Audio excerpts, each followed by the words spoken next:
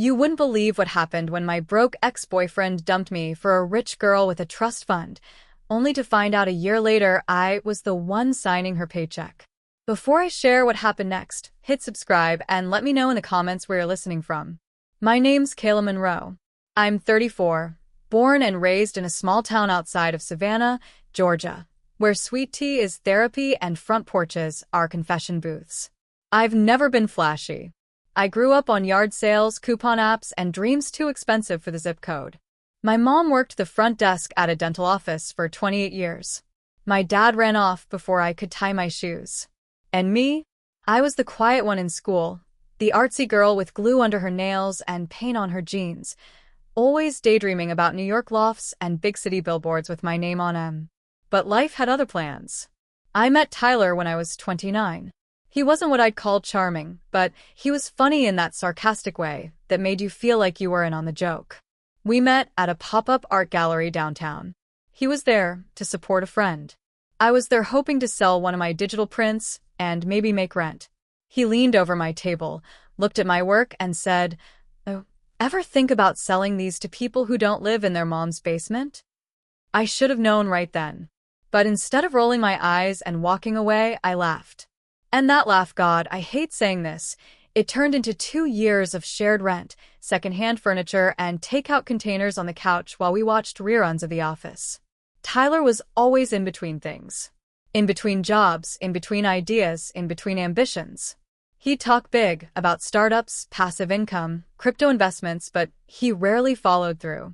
Every time he said, "Trust me, babe, this is the one," I'd start budgeting around how I'd cover the bills when it wasn't.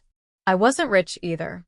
I had a graphic design degree, a decade of freelance under my belt, and a client list full of mom-and-pop businesses trying to look like Apple on an Etsy budget. My laptop was dying a slow, fan-screaming death. My car made a sound like it was clearing its throat every morning. But I was working. I was moving. And Tyler, he was waiting. For something easier. Something glossier. Something with inheritance. Her name was Whitney. The first time he mentioned her, I remember exactly what I was doing. I was crouched on the living room floor, trying to fix a jammed-in cartridge with tweezers and prayer. Tyler walked in, tossed his keys on the table, and said, "Met this girl today at Fit House. Her family owns like 5 yoga studios. She's got that chill billionaire vibe. You know, like Gwyneth if she drank Red Bull." I laughed it off. I mean, we were living together, sharing a toothbrush cup. Who mentions other women like that? But then it was little things. He started going to the gym more. Started wearing cologne that smelled like something you'd spray in a Tesla showroom. He trimmed his beard. Switched his coffee order. And suddenly, he was networking on weekends with people whose names sounded like cocktail recipes. Then came the night. The big one. The storm, the climax, the slap-in-the-face moment. It was a Thursday. I remember because I just landed a retainer deal with a local boutique chain, and I was practically vibrating with relief. I walked in with Thai food, grinning, ready to tell Tyler we could finally replace the futon with an actual couch. He was packing. I thought he was folding laundry. Nope. He was zipping up a duffel bag and looked at me like I was an Amazon return he forgot to cancel. "I'm moving out," he said, like he was asking for more sriracha.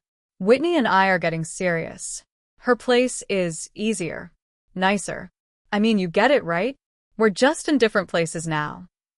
I stood there, holding spring rolls and pad thai like an idiot.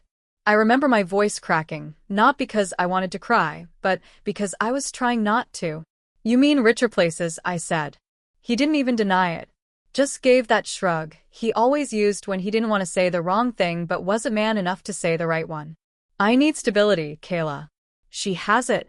You've got talent, sure, but it's always a hustle with you." I didn't scream. Didn't throw anything. I just stood there. Frozen. And then I whispered the one sentence that haunted me for months. "Don't come back when you realize money doesn't buy depth." He left. Just like that. "No thank you, no I'm sorry, no Venmo for half the Wi-Fi bill." I cried once. In the shower. Then I got back to work. Because that's what you do when life slaps you in the face. You either slap back or build something they'll never see coming. And I chose both. I started saying yes to everything. Every freelance gig, every low-paying project, every 3 a.m. deadline. I taught myself new platforms, built templates, revamped portfolios, and created digital kits for small business owners who didn't know Canva from Craigslist. But it wasn't just about surviving. Something inside me had cracked open. Tyler didn't just walk out on me. He'd measured my worth in bank statements and left me for a shinier brand. That sting turned into fuel. I wasn't going to prove him wrong. I was going to become someone who didn't need proving. 3 months after he left, I hit my breaking point in the best way. One of my social media templates went viral through a small business coaching group. Suddenly, I had a wait list of clients. I packaged my design services into branding kits, courses, and plug-and-play templates.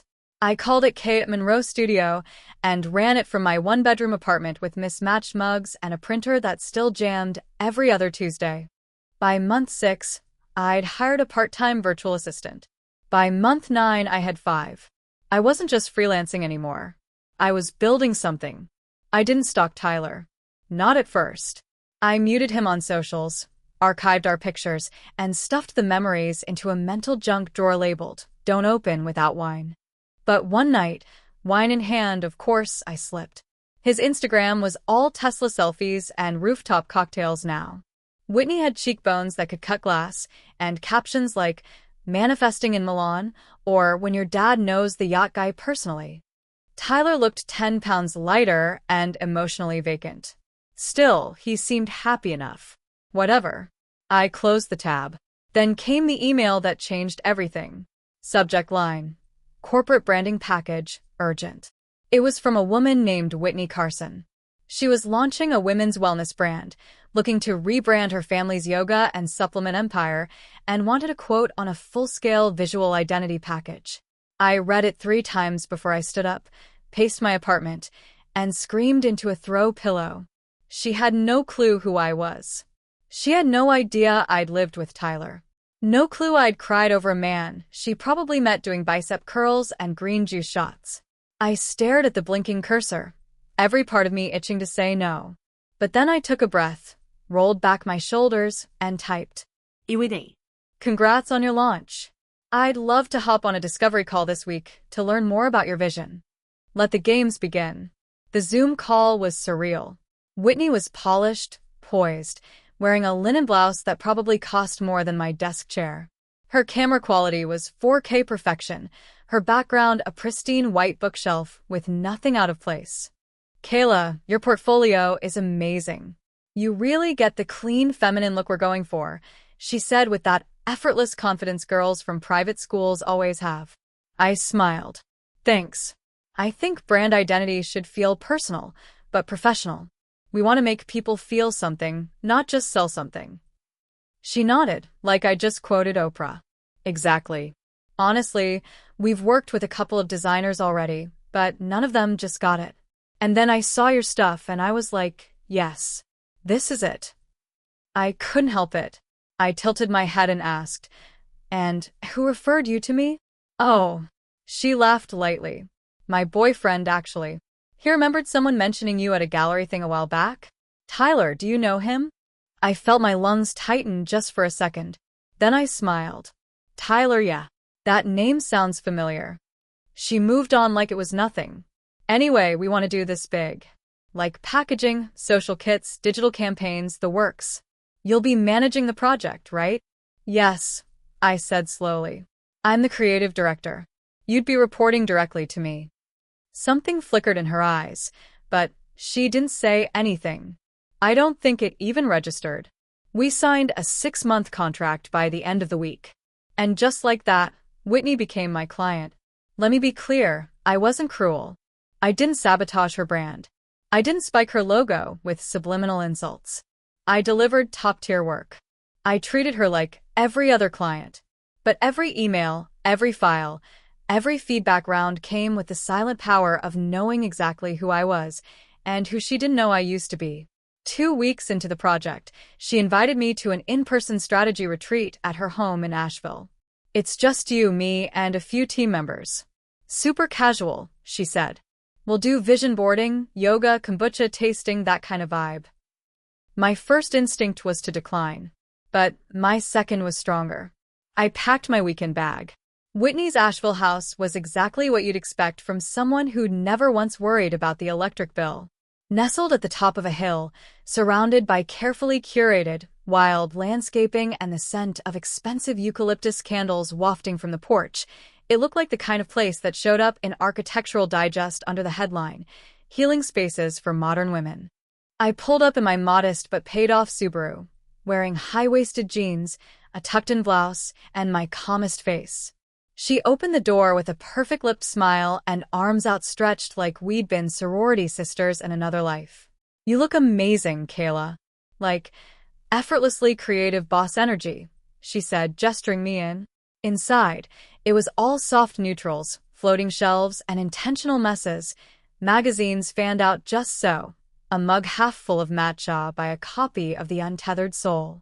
She gave me the tour while I nodded politely, pretending I wasn't clocking every brand label in the room like a detective. Tyler didn't appear until the second afternoon.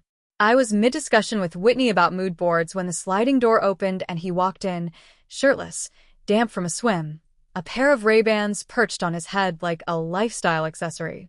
I didn't flinch. He did. His eyes caught mine mid-step. He froze. Just long enough for his smile to waver before he recovered, tossing a lazy arm around Whitney's shoulder.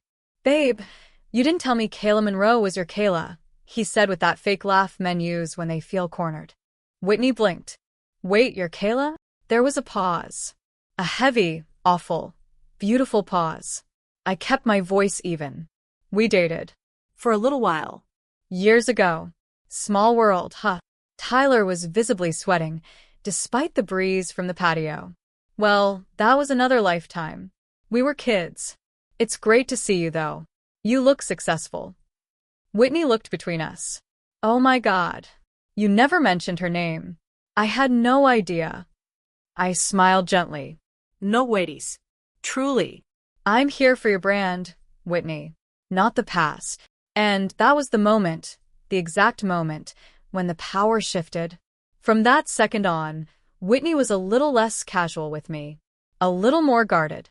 She still admired my work, still approved everything, still complimented my eye for design.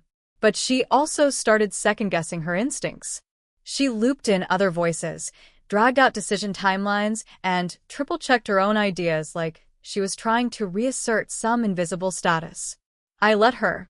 I delivered everything on time, every time. I made her brand shine. But I also made her face herself. Not through confrontation, but through proximity. I was the girl she'd replaced without knowing. And now I was the one turning her vision into a reality. One night, we stayed up late finalizing packaging drafts. The rest of the team had gone to bed. We sat in the oversized living room, laptops glowing, soft jazz humming from the speakers. Whitney paused mid-sentence and said, "You ever feel like you're living someone else's life?" I looked up. She didn't look rich just then. She looked unsure. Her posture slumped, her voice smaller. I mean, everyone sees me as this put-together woman. But half the time, I feel like I'm just trying not to drown in expectations. I know people think I had it easy, but that's not the whole story. I leaned back, closed my laptop gently. We all wear masks. Some are just shinier than others. She stared at me for a beat, then smiled faintly. "Tyler says you used to be intense." I chuckled.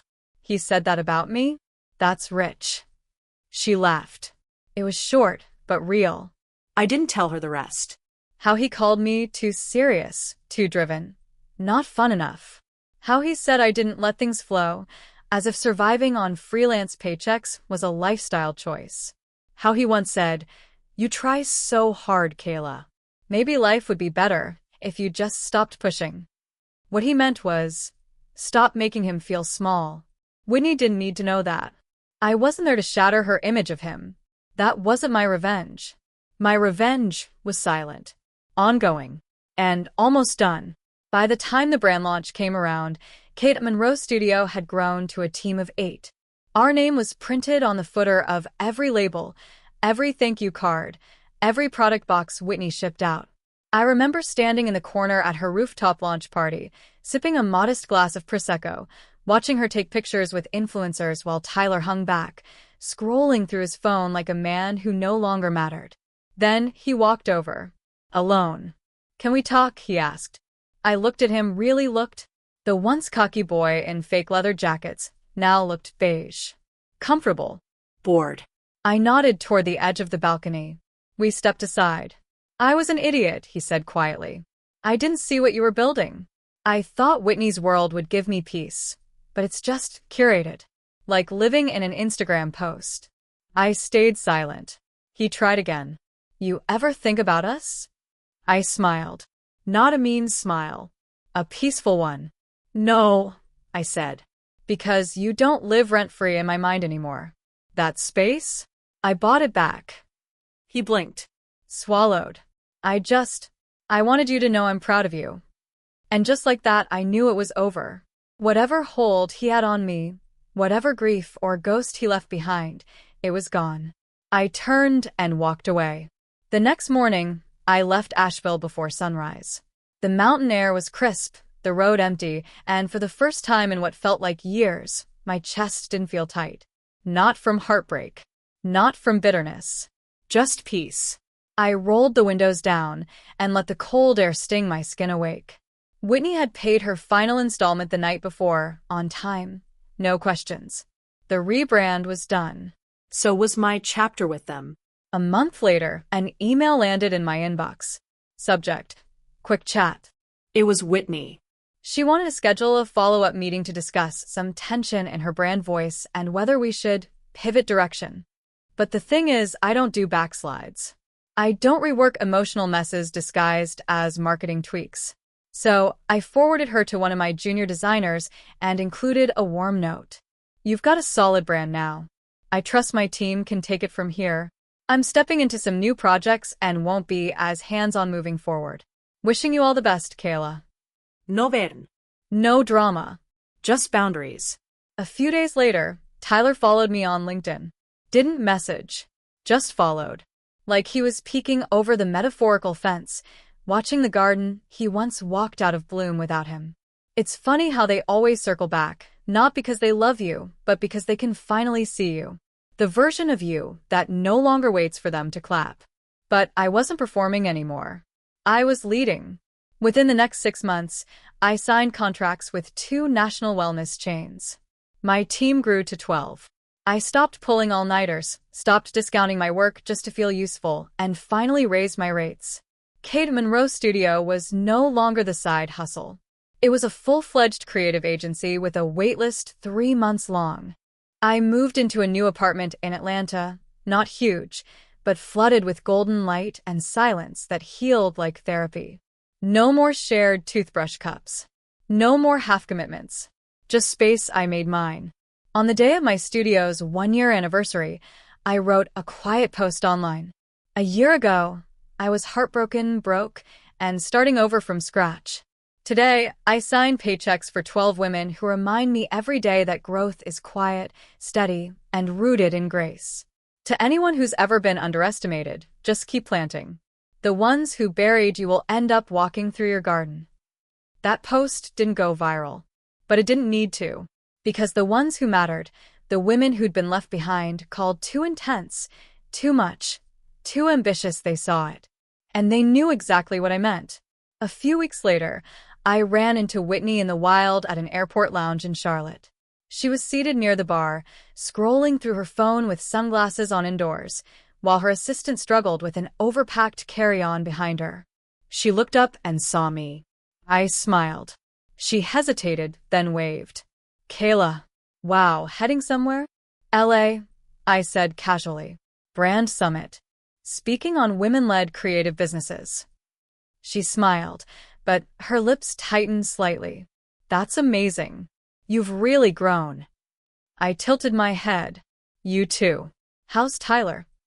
She looked away for a split second. "Just enough. He's figuring things out." Of course he was. "Well," I said, slinging my laptop bag over my shoulder. "Tell him I said hi." And that was it. No revenge speech. No breakdown. No dramatic exits. Just a moment. Quiet, clean, and complete. You see, people think revenge is loud. But real revenge? The kind that lasts? It's quiet. It looks like boundaries, peace, and purpose. It looks like building while they watch from the sidelines, wondering how you did it without them. And if you ask me, that's the most satisfying ending of all.